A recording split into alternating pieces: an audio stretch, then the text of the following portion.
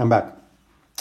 Figured it out now. So the law is added 430 years after the promise. So here we have the promise given to Abraham by faith. The law is added here. Here's the law. That does not nullify the promise. The promise of getting to Christ by the promise, getting to Christ by faith, is not taken away by the law. The law is not given as an alternative way to get to the end to which God has for his people.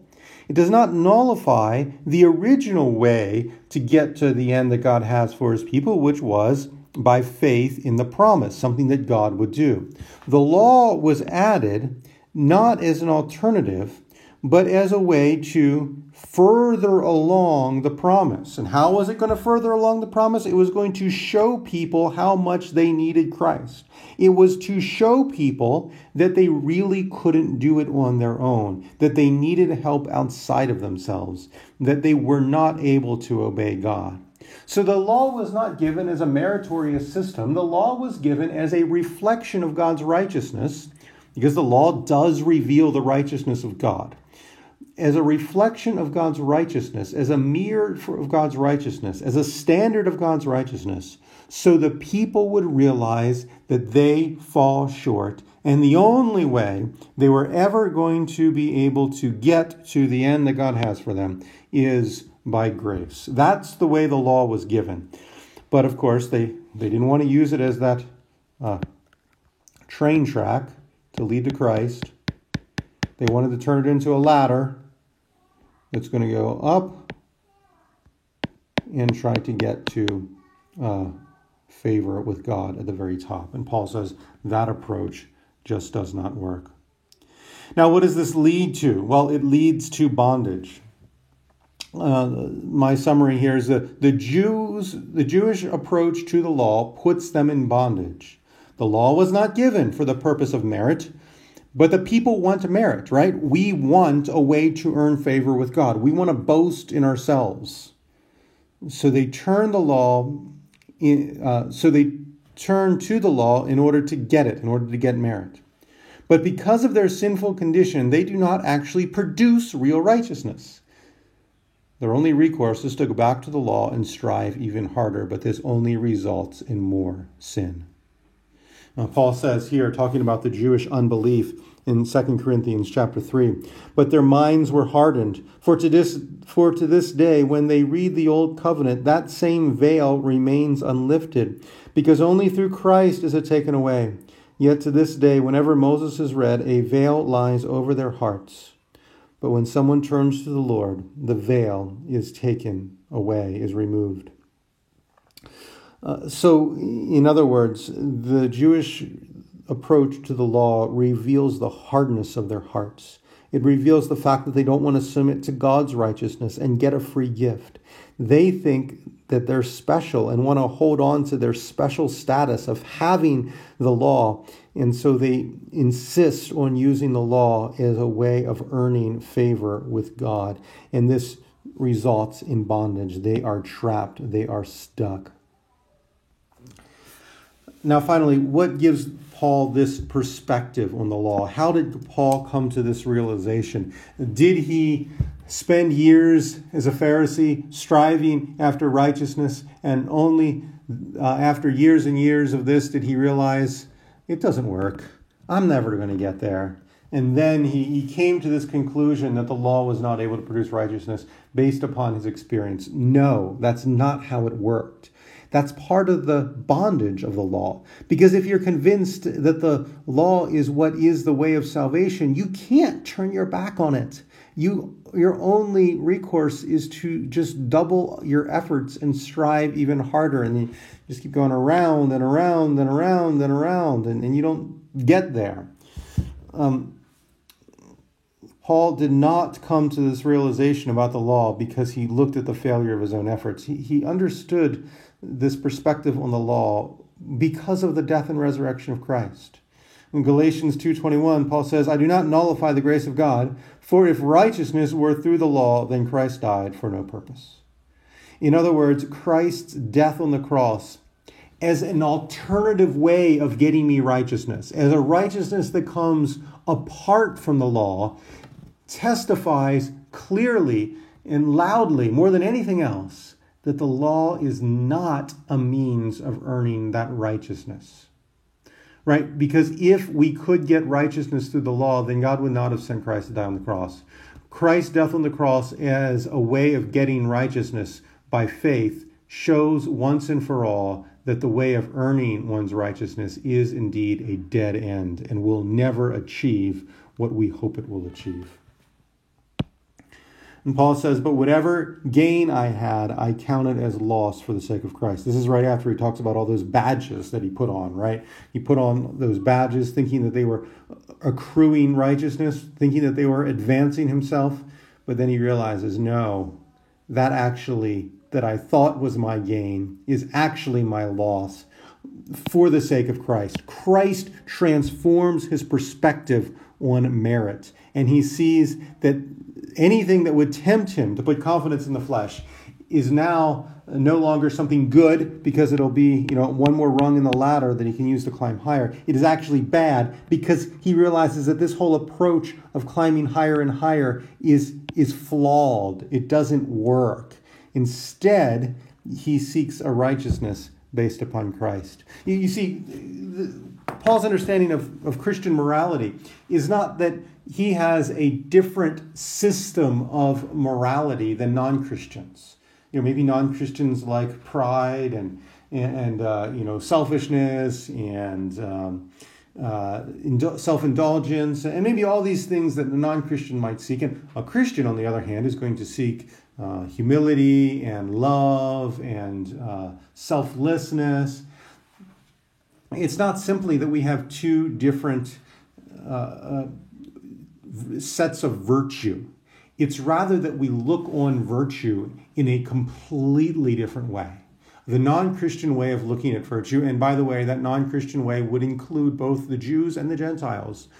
That non-Christian way is looking on virtue as if it's meritorious, as if it's a way of climbing higher and higher, advancing into whatever in-group we want to be. But Paul says that's not the approach to virtue. Virtue is found in Christ. It's about having the identity of Christ. And this understanding of the law leads us to the place where we need to throw ourselves into Christ and be found in him, as Paul says.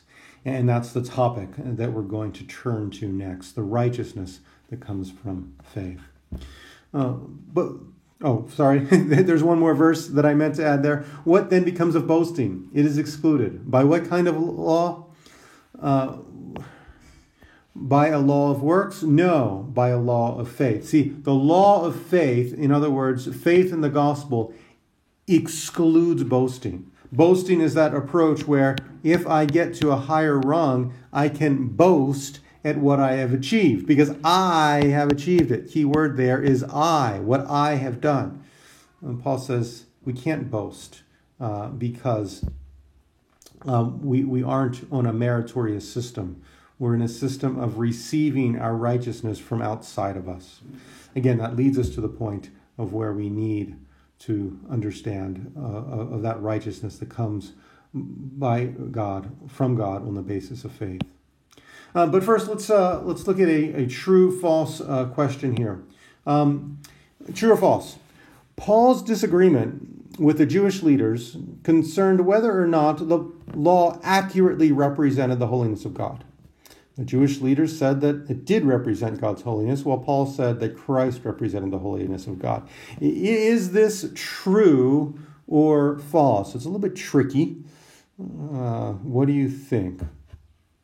The answer is it is false. Okay, Paul says that the law is good. The law is good. Paul is very clear on that. The law comes from God. The law does reveal the holiness of God. And because it reveals the holiness of God, it then reveals sin in us, right? It would not reveal the sin in us if it were not a revelation of the holiness of God. So, Paul and the Jewish leaders would actually be in agreement on this point. The law does reveal the holiness of God.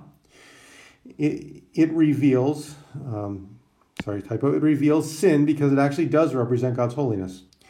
Paul disagrees with the Jewish leaders over whether or not the revelation of God's holiness in the law was able to make us righteous. The question is not, does the law reveal the holiness of God? But does the law come with a power that is able to make us obey, that is able to conform us to that holiness, to that standard? And the Jewish leaders said yes, and Paul said no. So that's the actual disagreement.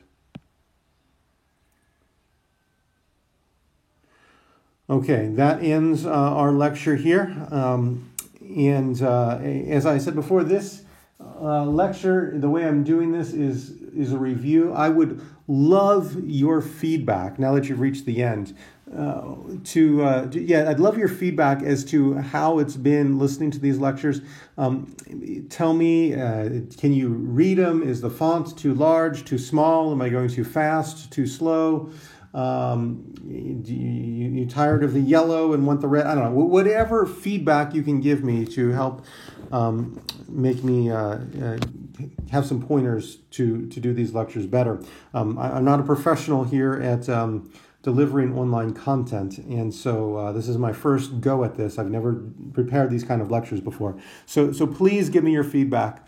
And I can incorporate that into the next set of lectures as we now will launch into new material that you haven't learned before and on which you will be tested. So I pray that this has been helpful for you, and that you see, as we look at the sin and the law, I pray that in your heart you're crying out for God's righteousness, and that this is not a mere academic exercise, but one that leads you into greater appreciation of Christ.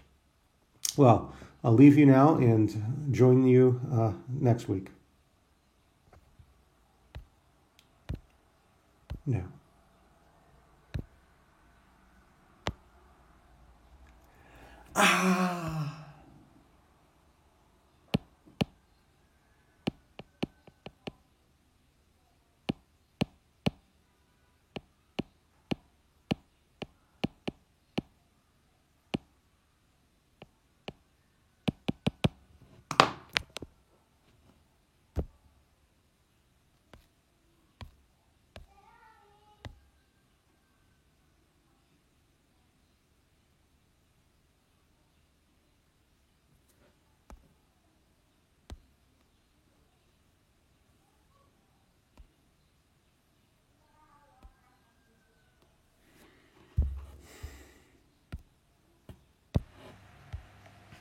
Welcome to this lecture on Acts and Paul.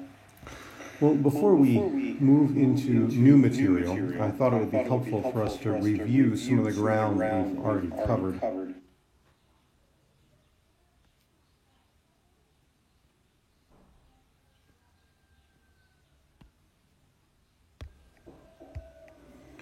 Well, welcome to the final installment of our Acts and Paul lecture on sin and the law. We are looking at the last point, the bondage of the law.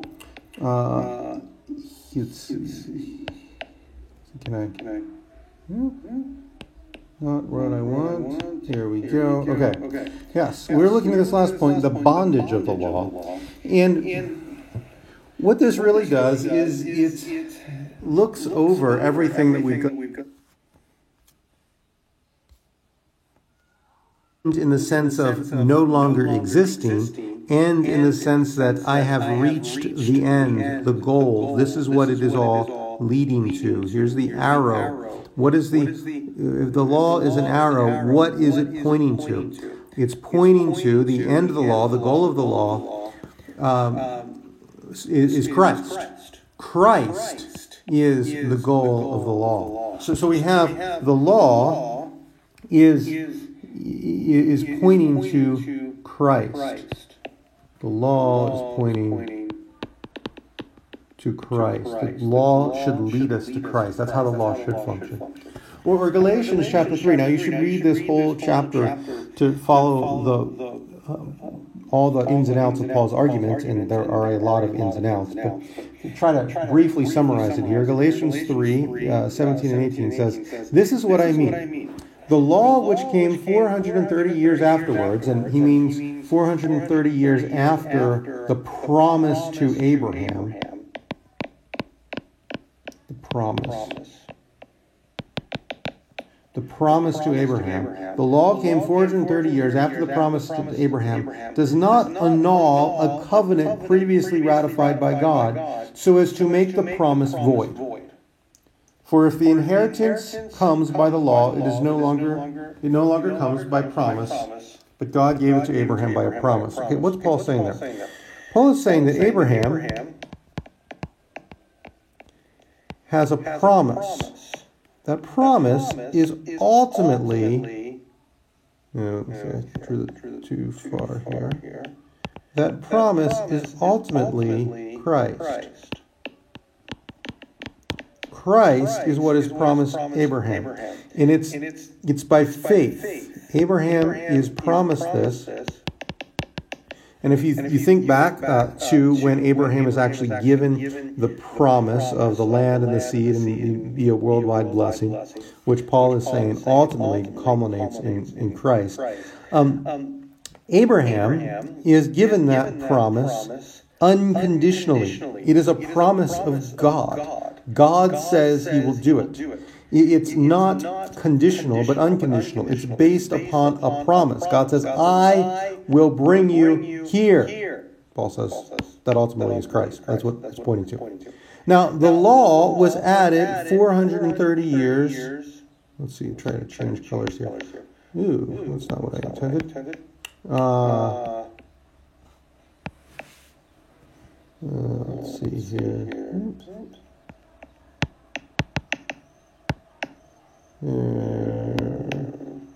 Sorry? Let's see here. What? Okay. This is not what I intended.